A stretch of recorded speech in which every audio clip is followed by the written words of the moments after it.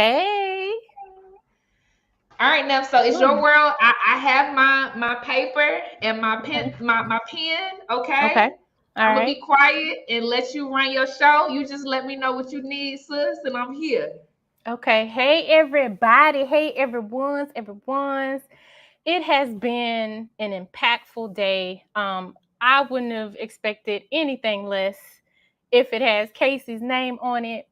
Casey, you know, I tell you all the time, I'm gonna give you your flowers every chance I can. So I am, I am like in awe of you being miles away from us, but you're still so consistent and pouring into us and engaging with us, and that's just a true testament of that you love us. So hopefully we can, you feel the love that we have for you, and the gratitude that we have for you just creating this for us. You will always and forever be one of my favorites, always. So, yeah, Nah, yeah. nah. I gotta give you praise. I appreciate y'all. I do. And I appreciate all the emails and text messages I got prepping for this day. Y'all some riders. But y'all, Neff is off the chain. And she's for real OG. Okay? Neff graced the stage as a speaker in our Winter 2021 Summit, the first one we ever did. I mean, taught me about compassion fatigue. I didn't even know you could be fatigued from compassion, but it made sense. Okay? Hmm. The math was mathing. She closed us out right before I did my closer with when the village shows up, baby. When the village shows up, and I'm gonna say you manifested a whole lot of stuff in Blaze, sis. She is back. She is back right now for this, but her partnership continued to grow. She's literally a Table and Tribe, our app on Android and Apple. She's a Table and Tribe community ambassador. She legit shows up. She taps people to be accountability partners with them. She responds to people. She supports their goals for the month. You a rider, sis, and so I appreciate you very deeply. I appreciate you so deeply, and I look forward to continue partnership with you. So thank you. All right, now Absolutely. go ahead now, Okay. and tell people All who right. you are now, because you don't skip over who you are. All right, I'm on Okay. mute. Just Okay. tell me what Okay. you need. All right. So, um, I am Nefertiti McGriff. I am a certified life coach, a pre-licensed mental health counselor, certified trauma professional. I am the founder of Transcendent Living, and what we do, we offer clinical and coaching services, but we specialize. So we address anxiety, grief, depression, emotional trauma, but two very specific things that we address or specialize in is those women, adult daughters who are contending with a mother wound. And so, what a mother wound is having that very toxic or complicated, um, just a strange relationship with your mother. And it's starting to be talked about a little bit more, but we're not really honest about those kinds of things. We're really not honest about the way that we feel when we see our mother's name come across our phone and we're deciding, should I answer this? Do I have the energy? Can I give her what she needs right now? Am I in a place to even deal with this? We don't talk about how it is that we want a hug from our mothers, but it's so awkward because she's not used to being affectionate, but we're affectionate, but we get told that we're being sensitive or that we're soft. We don't talk about these kinds of things. We don't talk about how we're holding that resentment for mama not protecting us when we needed her the most. And so, with that, every Monday, there is from 7 p.m. to 8 p.m. Eastern Standard Time, there is a Release What Mama Did support group. You can go to my booth. You'll see how you can register for that. In there, we talk about any and everything. Now, I do want you to realize that it's not something like, yeah, we're going to talk our crap, of course, because that's part of the healing process. However, the release part is the most important piece of it. So you speak your truth, you speak what it is. However, this work is about you. It's not about mama. because mama did it, and there's no changing that. However, it is about you, how you're showing up, for yourself, how you're showing up in your job, your own job, the job that has your name attached to it, how you relate to people, all those kinds of things. That mother wound runs deep, and it can be passed down through transgenerational trauma. So, past that, the second thing that we specialize in is victims or survivors of domestic violence. Just recently, I was featured on Fatal Attraction on TV1. It was regarding the case of Makiva Jenkins. Thanks, Casey.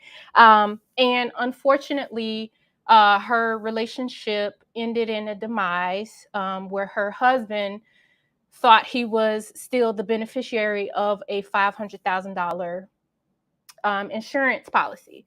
And so giving, tips about how you can see those things coming from afar, but also helping women to have a safe space. Even if you're still in that relationship, there's no judgment. I've been there. I know what it feels like to have a gun pointed to my head saying, if you leave, you leave in this way, not out that door, but by the bullet in your brain. I know what it feels like to be drugged down asphalt, to have rocks thrown at the back of my head. I know what that feels like. I know how it feels like to still not feel safe after leaving that relationship. But I also know that 1 in 3 women who choose to go back to their abuser almost end up gone. We don't see them anymore. So those two very special things, we make sure that we focus on them. We make sure that we give the women who come to us for that support the space to speak their truths, to recreate their own atmosphere of safety, and we honor every single thing of that. So if you are sorry, I'm looking at this request, I'm going to accept it. So that is what Transcendent Living does. We make sure that you are in a space to live freely, fully, and fearlessly. Those are our hopes for you. And so now that you know what it is that Transcendent Living can support you with, let's talk about some of this transgenerational trauma. So it can be, sometimes it is identified as just generational. Sometimes it's defined as intergenerational. But what it really is, it's the trauma that's passed down through generations. It's something, like I said before, the mother wound that can be passed down from, because maybe mama's treating you because that's how big mama treated her. And Casey, when you said in that panel discussion, being called heifer and not by your real name, that is trauma. That's trauma being passed down. No, call me by my name. We're not doing that. I'm not a cow. Don't do that. But when you're at that age, you don't know. You just know it hurts. You just know it hurts. So trauma is passed through our behaviors or family customs, like name calling, and it is induced, or it can be induced, through in utero exposure. So what does that really mean? Well, the cortisol levels, the different hormonal changes that mom may be experiencing while she is pregnant with baby. And those things lead to what we call epigenetic changes. So those are potential inherited changes in the genome that can be induced by environmental events. So this thing is real. It's not something that we just made up. Hypertension, all those kinds of things. And in the Black community, we are extremely vulnerable to that because we have to deal with not only racism, because the systems that were built were not built for us to thrive in. So all day we've been talking about how differently we are treated in the medical field. And it's real. It's very real. I went to a male white doctor and I told him something did not feel right with my body. And he told me, "You're just overreacting." Overreacted about what, sir? And so I went to a Black woman and she confirmed, a diagnosis that I really needed to get on quickly, very quickly. So, the trauma that I inherited from that, not just from him, but from my mother, holding on to what her mother did and what her mother did, and all I get is a scripture. I don't need a scripture at this time. Mama, I need you to mother me. I need you to hold me. I need you to hug me. But that didn't happen. What I had to do was set that boundary. Mom, I understand this is how you're dealing with it, but this doesn't help me. So please don't do this. It took her about a good 5 minutes to understand where I was coming from, but I stood firm on that. This is not what I need. This is probably helping you not be uncomfortable, but this is uncomfortable for me. So back to the generational trauma and the systems not being built for us to thrive, but just to give us a glimmer of hope, but still keep us in that turmoil. We also have sexual assault that's transgenerational, incest, domestic violence.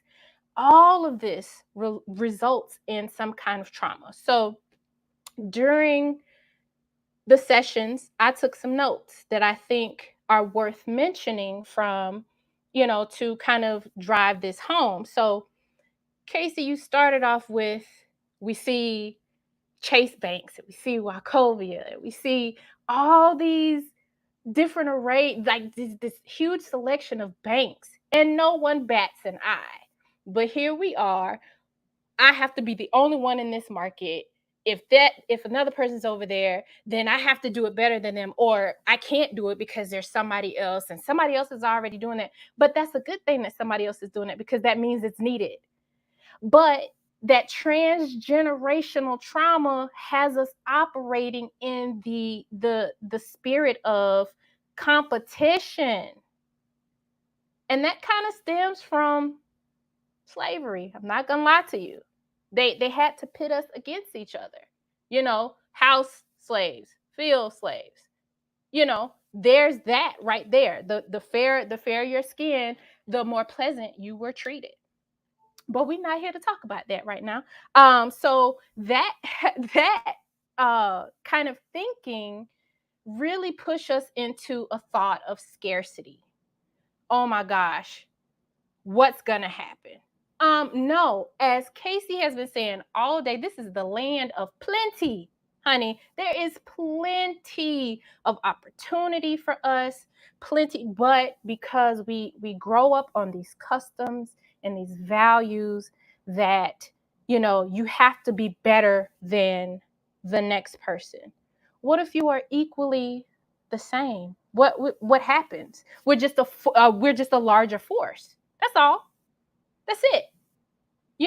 And then kind of like going back to last year, you have someone that you can bake bread with. You know what I'm saying? But anyway, we talked about the resiliency and the independence, and this was from Brittany. She talked about that, and code switching and identity shift. Sometimes the resiliency that we hold on to is what breaks us.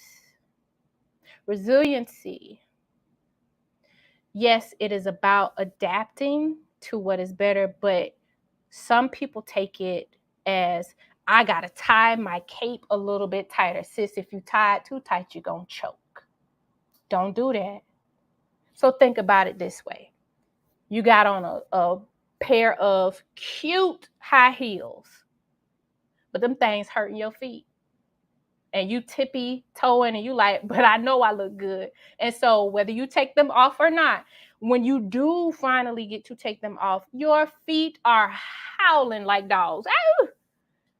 So from that, you're going to learn, okay, maybe I need to either one, wear these to an event where I'm sitting most of the time.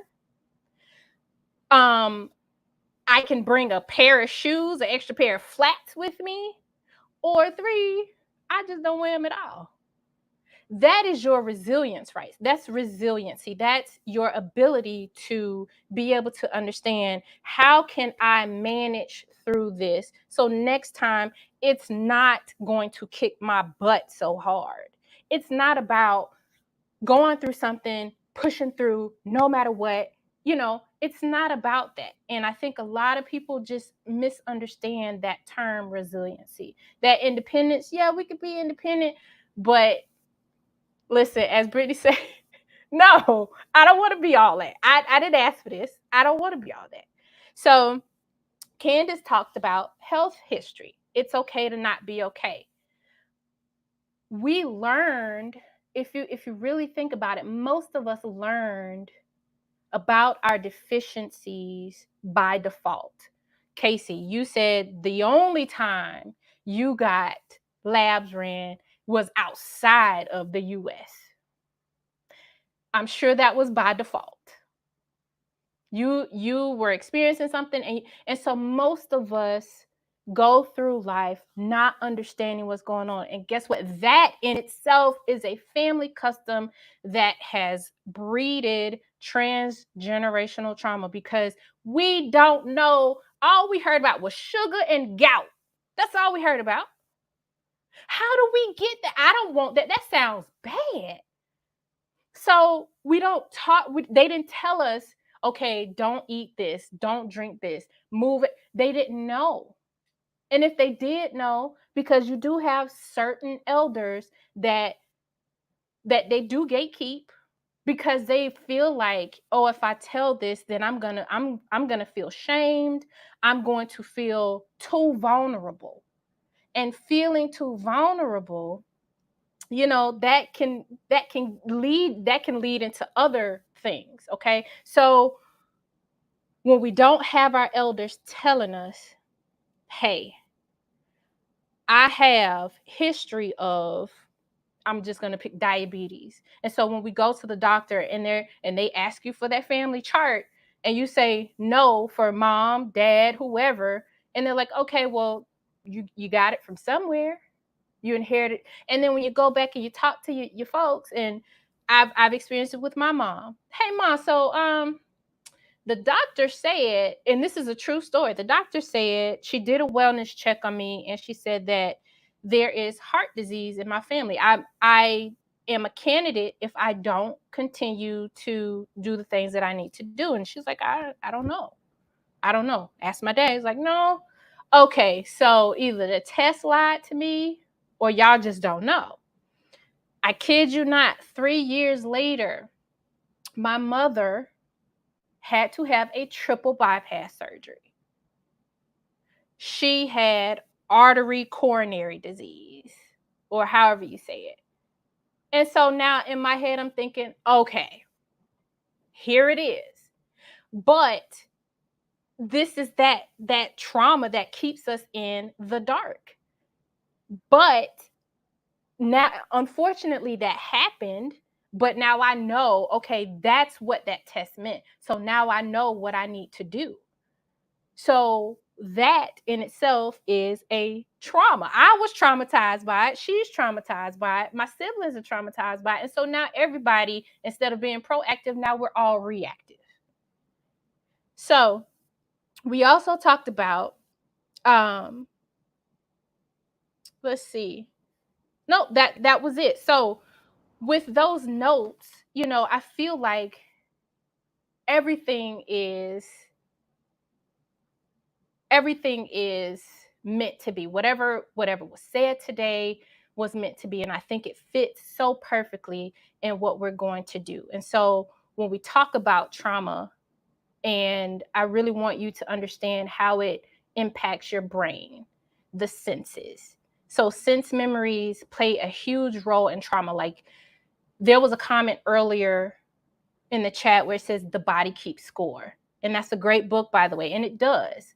That's very true. It's pre-verbal trauma, when the senses remember the trauma, but someone doesn't have a verbal memory of it. We live that every single day because it's encoded and it's engraved in the brain. So think about this. As children, we don't have an existing framework that helps us interpret trauma. The first thing we learn about the world, boundaries, coping, communicating, everything is through our families. And then everything else we learn about the world is through experience. And we carry all of this with us.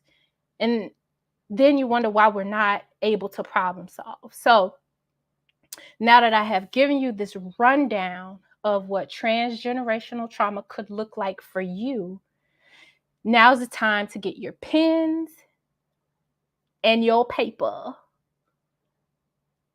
And my first question to you, what do you feel about today's summit and why? What do you feel about today's summit and why?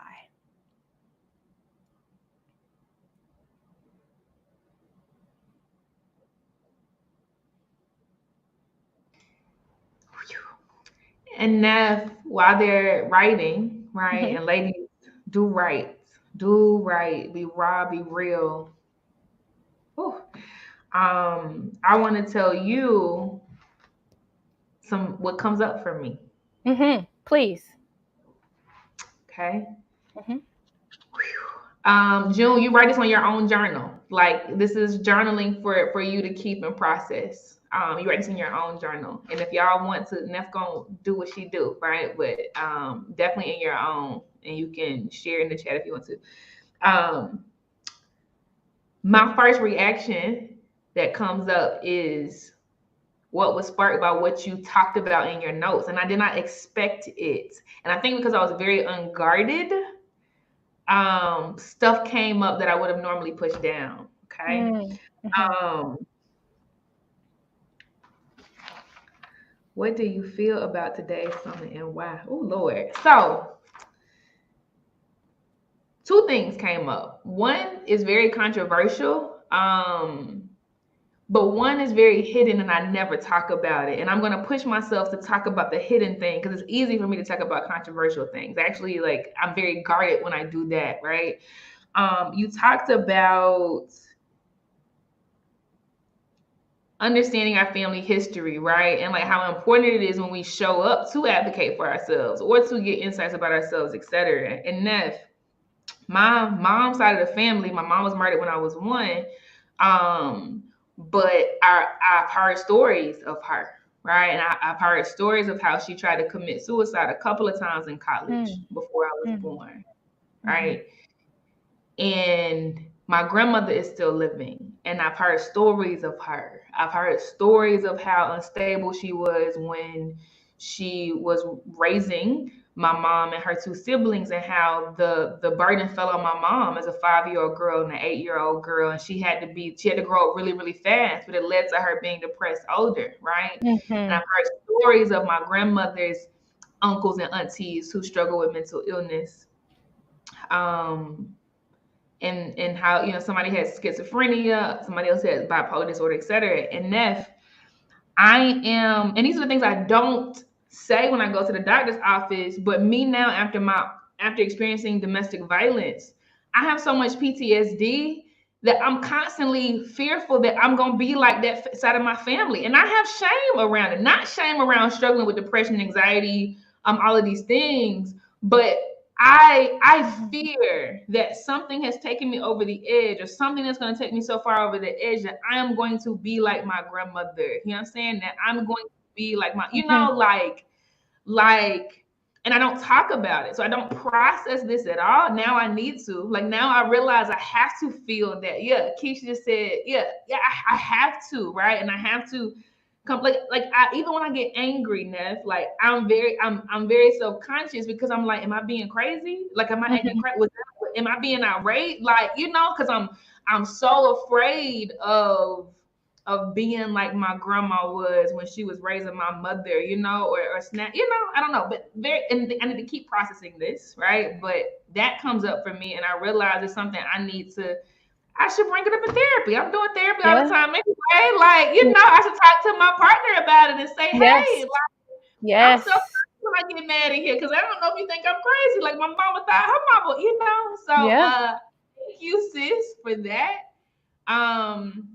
And the second thing, and I'm gonna be quiet. The second thing that came up for me was easier for me to talk about, right? When you talked about, this story around resiliency and vulnerability that Brittany Raji shared earlier, and you said sometimes the resiliency we hold onto breaks us, right?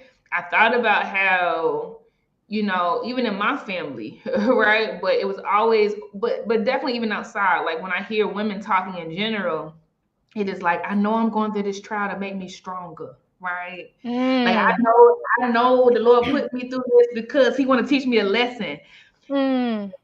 Oh, girl, it just grinds my gear because I'm like, why do you think that's the best kind of love? Right. Why do you think pain is love? Like, why do you think you have to be punished to learn something?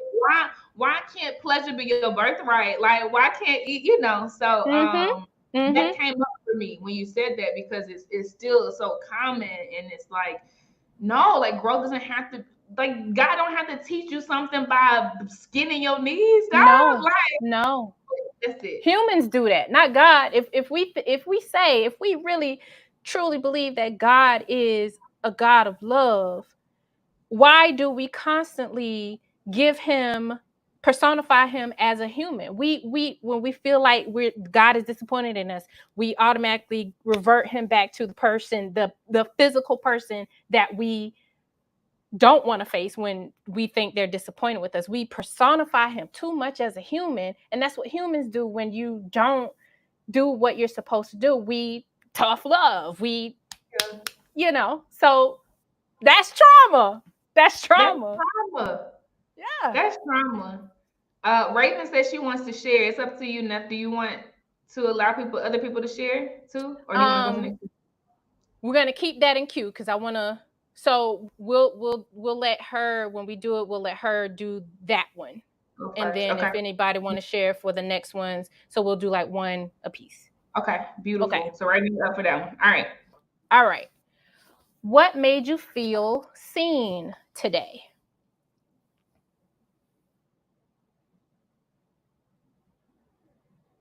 What made you feel seen today?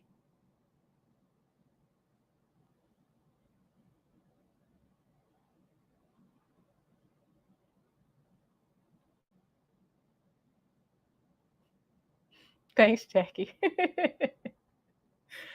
The next one is, what made you feel uneasy and why?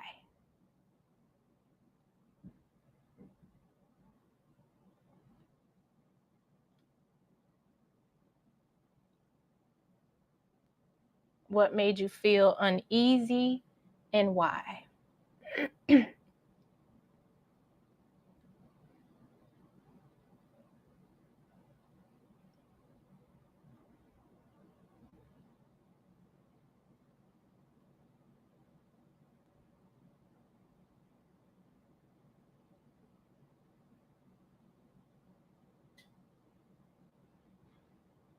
And Neff, I got to tell you, what made me feel seen today was you always do this every summit in a different way, but you saying, you inbox me saying, Casey, make sure you stay hydrated.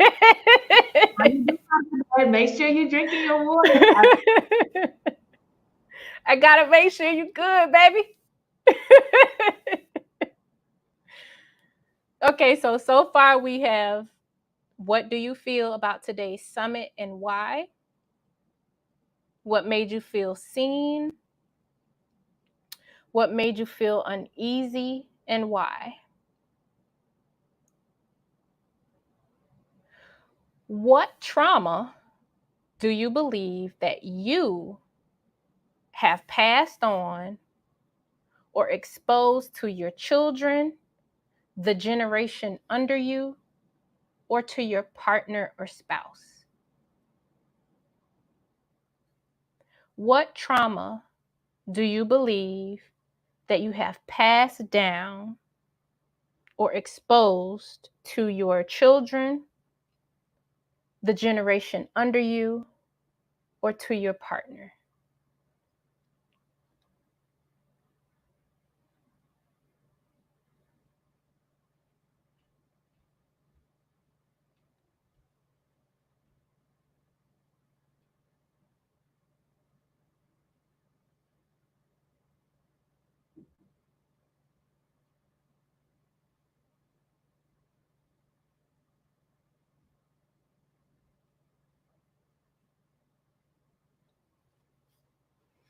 Okay. Is there anything that you grieve from your childhood?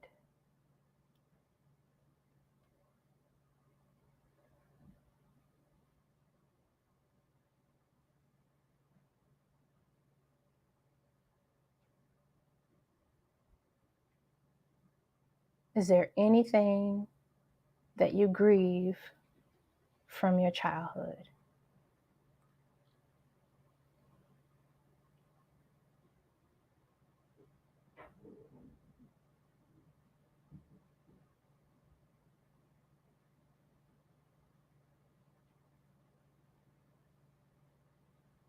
Is there anything that you grieve from your childhood? And the follow-up to that is, have you made peace with that?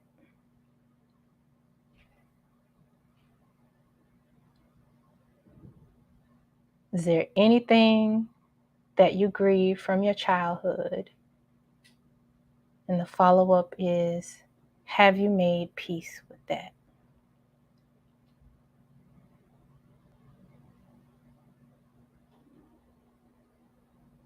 And so if you haven't made peace with that,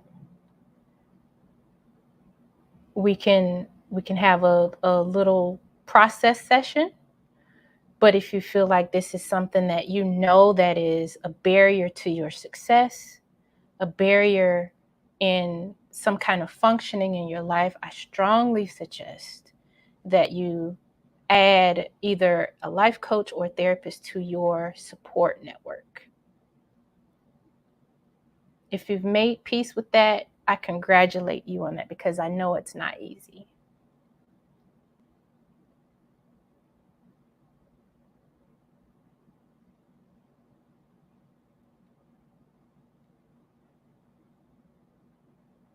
What is one thing that you have noticed that you inherited from transgenerational trauma? What is one thing that you've noticed that you have inherited from transgenerational trauma? And this can be something that has attacked your immune system. It can be the way that you communicate. It could be customs that you have realized that you've kept. It could be anything that has kind of caused some kind of imbalance in your life. The question again is, what is one thing that you've noticed that you have inherited from transgenerational trauma?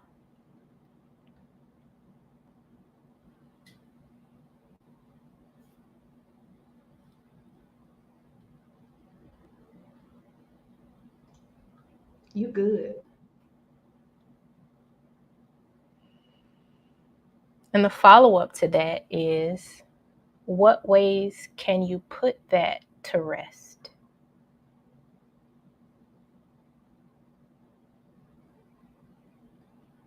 What ways can you put that to rest? And so if you are struggling with deciding on what ways to put this to rest, that means you either need to let this be for now, And when you have time, go home,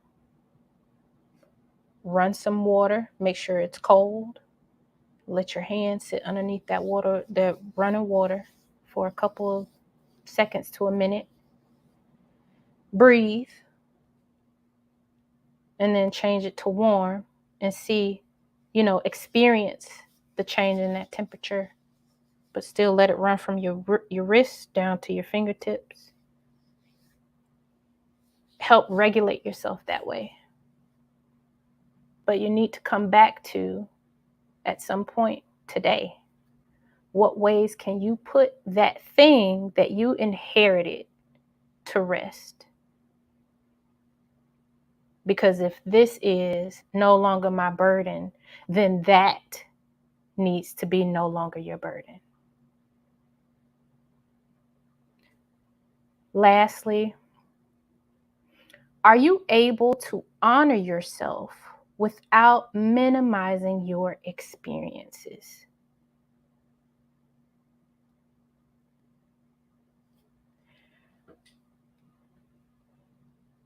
Are you able to honor yourself without minimizing your experience? And so what that could look like, because we minimize our experience, oh, it was nothing. Yeah, it was something. Because it's from you. It was a big deal. Well, yeah, I had this experience, but who doesn't? Doesn't matter about who doesn't. You had it. So are you able to honor yourself without minimizing your experiences? And so all these things,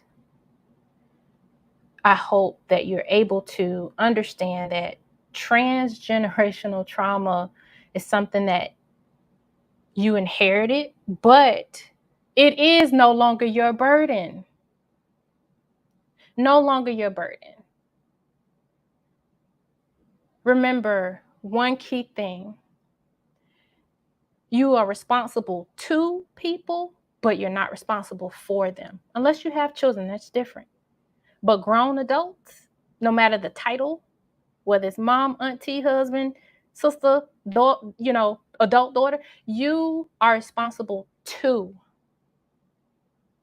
not for. So being responsible to them, meaning getting the information out, seeking the information, being assertive and saying, hey, this doesn't feel good. I don't like when you do this. I don't like when this happens. Or being assertive and asking for that information or researching it. Like, forget her name, but she said, if you're not gonna give me the answer, if you're not gonna help me find a way, I'm gonna make a way myself. The sequel, yeah. Yes. So transgenerational trauma, it can stop with you. It can, and it will, because we're here. We know better and we're doing better. No longer our burden.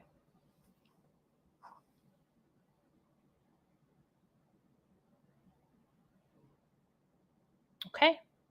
So you said, what was the young lady's name who wanted to answer? Raven. Yes.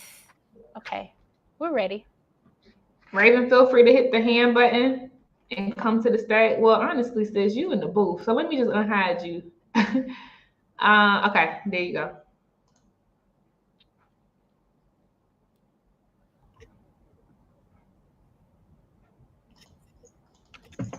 Hey. Hi. Oh, hey, sugar. The last Blaze retreat, I was pregnant. But this was really, really good. I did not write, but I typed them in my phone. And I was like, wow, this is making me teary. I haven't really cried all day. Like, this is making me teary. Go back. Today's summit made me feel very grounded. And it solidified a lot that I already knew, but I'm the type of person that I need extra confirmation, like extra I need somebody else to validate it before I believe it. And I know that is rooted in my childhood trauma of like not being believed and of like being talked to in a bad way. Mm-hmm. And I have 3 kids, and I find myself a lot of times at battles with my daughter because her energy is very big. Like she's loud, she's busy, but when I'm in the process of correcting her, I struggle a lot with like, not yelling at her and not like being like, oh my gosh, you're getting on my nerves and stuff like that, because that stuff deeply affected me as a child. A little of my background, I was born to a mother who's on drugs. I was adopted like an in-family adoption. So I wasn't even raised with my biological mom. I was raised with an aunt who I grew up calling mom. But she would never praise my things that I did right. But if I did something wrong, it was just the end of the world. Like, and it could be something small, like I waste something on my shirt and now you messy, I can't do nothing with you. Nobody ever like, and I was always a messy child, like, so nobody was ever gonna love me. I was gonna never be able to find a husband because I was messy.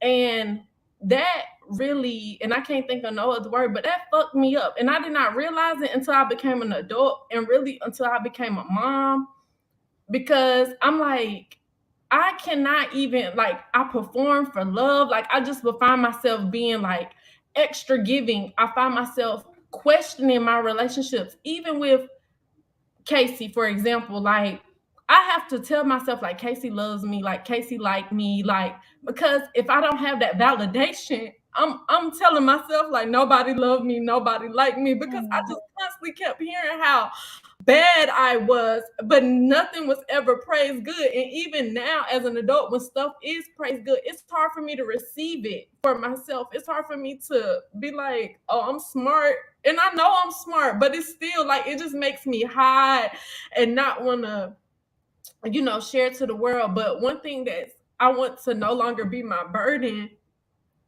is, a few years ago, I was raped by a family friend, and a lot of my family took the rapist side. And it wasn't like, oh, we believe him, but it was in ways of how they spoke to me, like, oh, I see why people don't believe you, or why would you do that? It just made me feel so bad. Like, it made me feel so horrible. And I really wanted to die. But I was already a mama too. So I stuck it out, but I cannot even remember the days of like caring for them because I had so much trauma. Like, when I think back to the time, I'm like, I don't even remember like what we ate or what we did. Like, it's like that part of my life is really blank. And I beat myself up now in the present as a mom because I just know I was so angry. I was just so mean and so cold to them because I just stopped talking to my family, so I didn't have no like physical support anymore. I cut off my support because I'm just like, I can't allow y'all to make me feel like the rape was my fault. And I'm like, and to be honest, y'all never really made me feel loved. Like, so that was just it for me. I was angry. Like, I'm like, oh, this will do it. It's like my inner child just came to the light. Like, that just brought Little Raven forward. Like, I'm like, oh shit, this remind me of how I felt when I was little. Like, nobody believed me. I was always doing too much. I'm getting blamed for something that's not even my fault. Nobody's protecting me. And it was like, my spirit was like, just protect yourself. And it was a long, long journey. And then, God sent people in my life now who loved me and wrapped me and care for me to get back. But I really want to leave my shame. I want to release that burden of feeling like shameful of things that was not my fault. Like, Raven, it was not your fault you was a crack baby. It was not your fault that you was yelled and screamed at, because I do understand that my aunt, who I call my mom, didn't have the tools to raise me, and that her snapping and that was trauma passed to her, being one of 17, being raised in Jim Crow era, all that type of stuff. But I want to leave the shame I feel of like, oh, during those days you was a bad mom, and just replace, because my kids are still young and I'm a really great mom, and just replace it with like, Raven, you did not have the support then, so you couldn't do your best, but you're doing your best now. And just keep going, because sometimes I just get in this cycle of shame of feeling like I'm just bad, and I'm really I just want to leave that in today and not take that forward, so I can continue to be a great mom to my kids, and a great partner to my partner, a great sister to my friends, because in my core of core I know that I am that. But it's hard for me to believe that sometimes, and it just really makes me, I can't think of another word but shameful. Like, you just want to hide, you don't want nobody to bother you, check on you, because you don't want to be honest.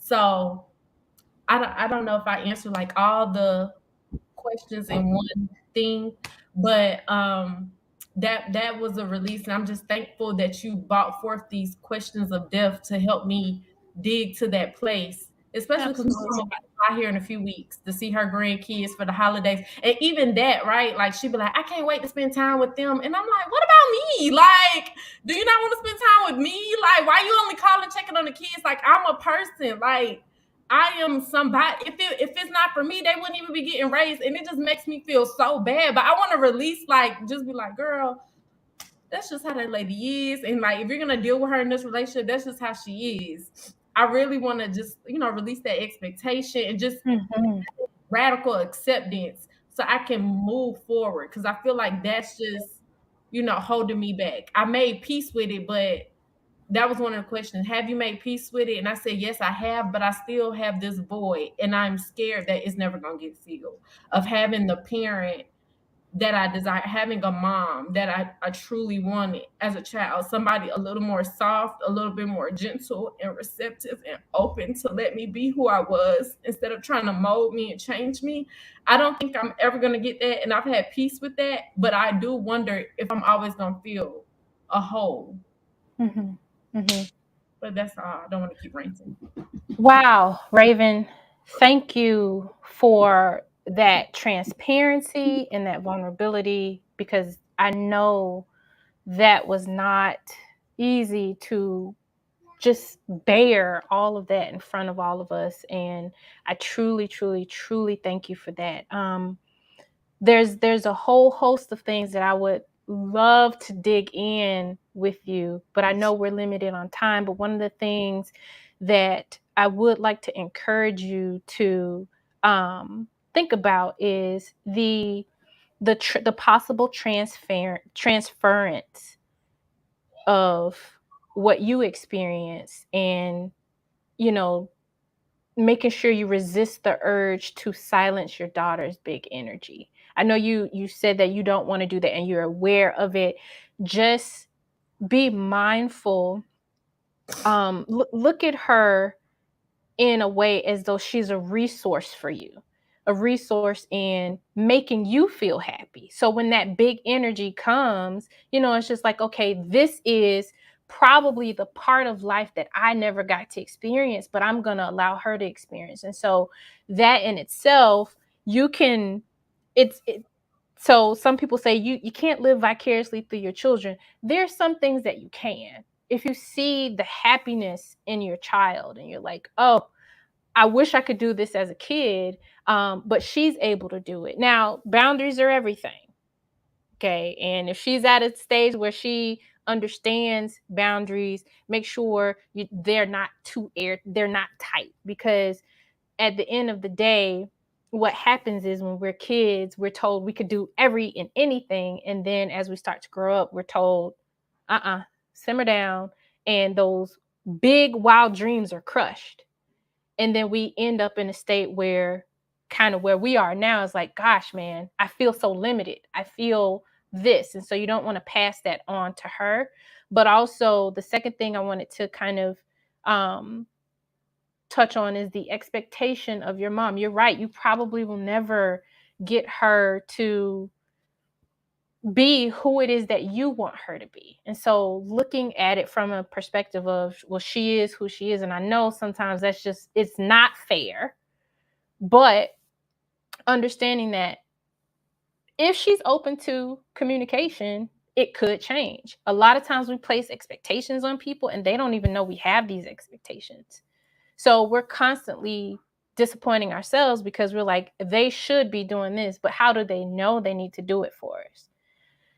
If you've had these conversations with her and she's still not where, she's still not meeting your needs, then that's something that you will definitely have to process and become more self-confident within yourself. And it was said earlier, I can't pronounce her name. I'm so sorry, Mama. But she became what she didn't have. So that's what that healing process is all about. Healing is not a linear thing.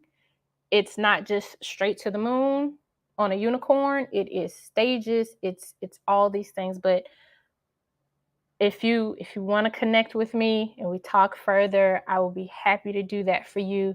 And I again just thank you for laying that burden right here in front of us all to either just appreciate you more, learn you more, and honestly send you virtual hugs. That was very big of you. Thank you for that.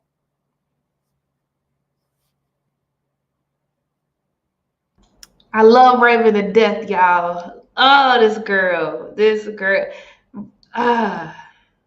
Yeah, go ahead now. We'll keep going. Do you need to say anything else? Do you need to decompress? Do you need to, or is there someone else who needs to decompress?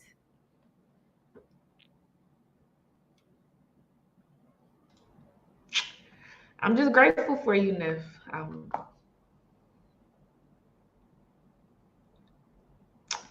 so grateful for you. I love you, Mama. I love you. Love you too. I think these questions were phenomenal, right? And I think as I wrote answers for myself, as I listened to Raven talk, as I read the chat, I realized a lot of these experiences were born out of safety. The yearning for safety, right? Like when Raven sees it in her daughter, she can't help but to try to protect her daughter from the evil she experienced because of her big personality, right? I know that when my grandmother told me at 5, you being fast in front of these men in the store, she in her best wasn't great, right? But she was trying to protect me from things that happened to her. I know that. I know that. When I think about the way transgenerational trauma shows up in my life today, when you ask that question about how does it show up with our partners, how does it show up with our other generations, I thought about my friends, right? My old friends, and I thought about who I was when I came into this relationship, and intimidation was the word I wrote down. My grandmother intimidated me, and for safety, that is what I do, right? I know that if I make you afraid of me, right? If I seem like the big bad wolf, as much as that hurt me, I feel safer, right? So I appreciate you for asking questions in ways that just literally stripped us down to nakedness, right? Where we can see ourselves better first, and then be able to see other people for the humanness that they have. I think it's fire, but I'm gonna be quiet. I'm just grateful. I think we do have a person that wants to come up, Neff. Okay. It is Kayla Life, so I'm gonna bring her up if you're ready for her. Good. Okay. I think that's a yes. Good afternoon. Good afternoon. Day. Hello, main characters. I'm a little upset because the storm happened. The devil tried to keep me from here. But God knew I needed to hear this today because this topic has been coming up a lot for me recently about my mom and my relationship with my mom and how I'm dealing with that right now, and recognizing her as a person as opposed to my mom, and what experiences she was going through with me at the age of 24. I'm 30 right now. right? My mom had me at 24. She was getting her master's and she was a single mother, right? She thought that she was going to have this perfect picture kind of life. And then it flipped on its head when she was told by my biological father's mother that he had 3 other kids before her and she had no idea. So that kind of thing right now at 30, I'm imagining myself in her shoes. Mm-hmm. And what she could have possibly been experiencing at that moment. I'm like, I can't even fathom having a child right now, period. Right? Like, I'm doing so much right now, and I can't fathom a child such as myself, rambunctious, loud, bigger than life, doesn't care what people tell her, gonna do her own thing anyway. And her life is literally flipping on its head. Right. And so a lot of those experiences that I realize I experienced is because she did the best she could with what she had. And one of the things that I mentioned in the chat was that I just did a reel about this, a YouTube short of, you know, my mom being my greatest superhero, but also my greatest supervillain. Like, recognizing that she wasn't perfect and subsequently meant that I wasn't perfect. And now I'm angry because I'm looking at you as my superhero and you don't have your shit together. What do you mean? Right? And so I'm grateful for this. I'm grateful for the alignment. I'm grateful for us just recognizing that we do have a responsibility to change what we've experienced, and even recognizing that my mother was only trying to be better than her mother. And she was, right? Like, even recognizing what she went through and what she experienced and what her life story looks like. Learning my mom now at the age of 55, right? And she's freshly divorced, you know, it's a new experience for her. She's now experienced what she thought she should have been experiencing at 24. And so I'm experiencing that not just with my mom, but with Crystal. And it's some days it's like, you're all right, you're Crystal today, and that's who we're dealing with, and that's who we're going to talk to. And some days I do have to say, hey, I need my mom today. I need to speak to my mom today. And being okay with having that boundary of, like, right now is not a bestie type of situation. I need to talk to my mama because shit is going left and I need some comfort, right? It's okay to reel her in that way. But I recognize that in my own God gift of communication and relationship building, I also have background in mental health and, you know, all of that kind of thing. It's my responsibility only for my impact. Right. So while I'm in these conversations with her, and listening to her intently, and not because I'm trying to figure out when I'm going to get my next word in, but trying to figure out what it is that she's trying to express to me now in this adult age, you know, and how she's trying to even heal herself. Right. She's in therapy. And so there's things that she wants to share with me that she's never opened up to before, you know, things I've never understood. So it's been impactful. It's been interesting, but I also recognize that similar to Raven, I'm never going to have the relationship that I want with my mom, you know? And I think the added piece of that is that I have 2 younger siblings. My mom is like this with my younger sister. I and her are like, like we battle in between. So me recognizing that relationship and trying to figure that out, and then realizing that, you know what, whatever relationship I have with my mom is the one that I have, and one relationship my mom has with my sister is the one that she has, and my sister is not to blame for that, because I didn't realize I was holding up so much resentment towards my sister, who was just living life, you know, and I feel bad about it because I am in the middle. I'm in the middle on all sides. I have like 3 sides of my family. I have my mom's side, my biological father's side, and my stepfather's side, right? And so I realized, like, growing up, like, I'm in this space where I felt so isolated. I felt so alone because I'm the only one with a last name like mine, you know? I'm in a room full of people that are family, and I don't feel like family. And I felt like they moved me from my family, and I felt like they weren't caring about what happened to me. And now in my adult age, I'm like, wow, were just doing what they thought was best. They thought it was best for me to move. They thought it was better for me to have a new environment, to move me from what I knew. And they were right in a sense. but they are also wrong. And so that duality that happens with me, and even in when I speak about my mom, I said to one of my clients the other day, like, it's a sense of trauma for me and healing for me to say my mom wasn't a bad mom. I don't even know why I have to preface that when I'm speaking about her. It's almost like I'm trying to still protect her. They say that she wasn't horrible, but things were happening to me that weren't okay.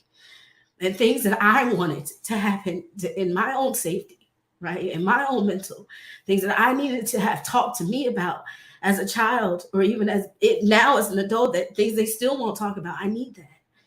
And if I don't get that, I have to be okay with what that looks like. And I have to forgive myself in the process for even holding that kind of trauma over her, right? And so I appreciate this. I know that whatever was happening in this storm today caused me to just come in at this moment. Shout out to you, Casey. Shout out to everyone that's here. And thank you. Thank you for this space, and thank you for even this topic. Thank you, Kayla. Mama. Whew. Well, Neff, I appreciate you. This was everything. I knew it would be everything. And just so you all know, Neff is doing a journal wind down session tomorrow, because tomorrow, and it ain't even about motherhood tomorrow. It's not even about healthcare tomorrow. But baby, when I say we're going there, we're going there. Literally no longer my burden. We are hitting all of the dimensions of womanhood, right? Black womanhood.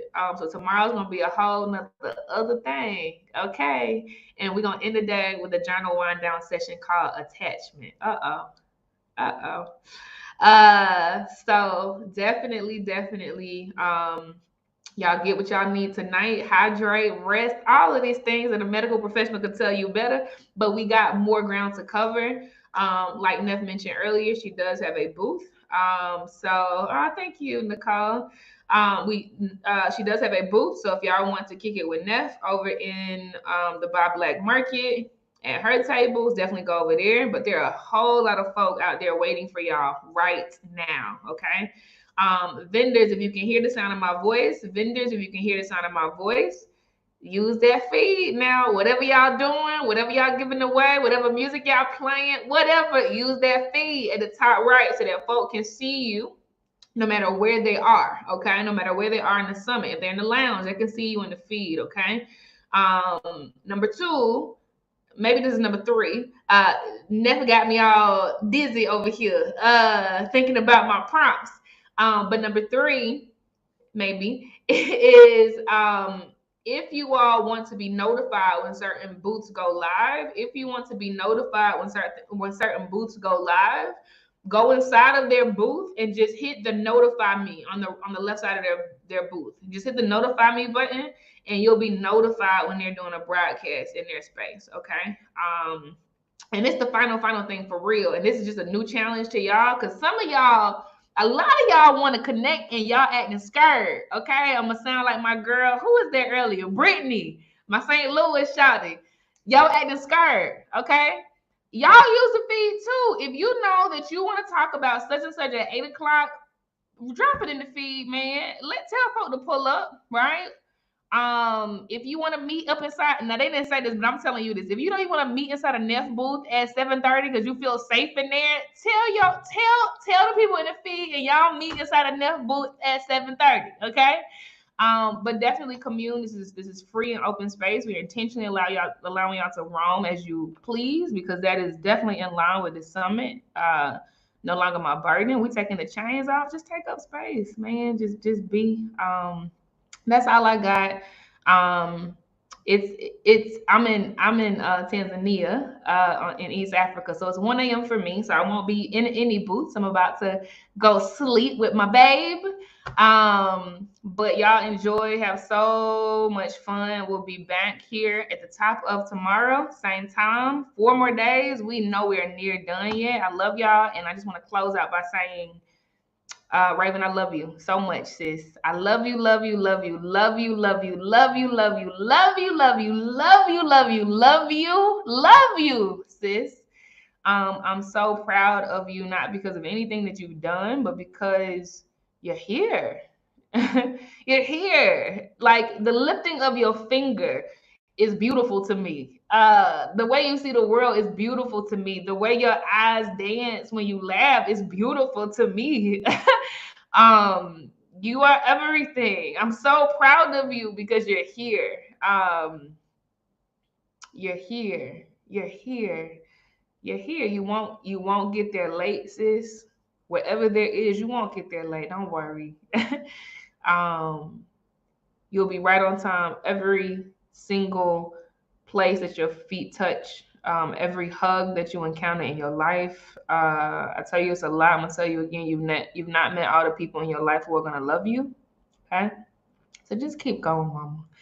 All right, y'all. Ness has turned her camera off, so she's headed over to the booth. Y'all definitely go check her out. Okay, I'm going to bed. I'll see y'all in the morning. Love and light. Bye.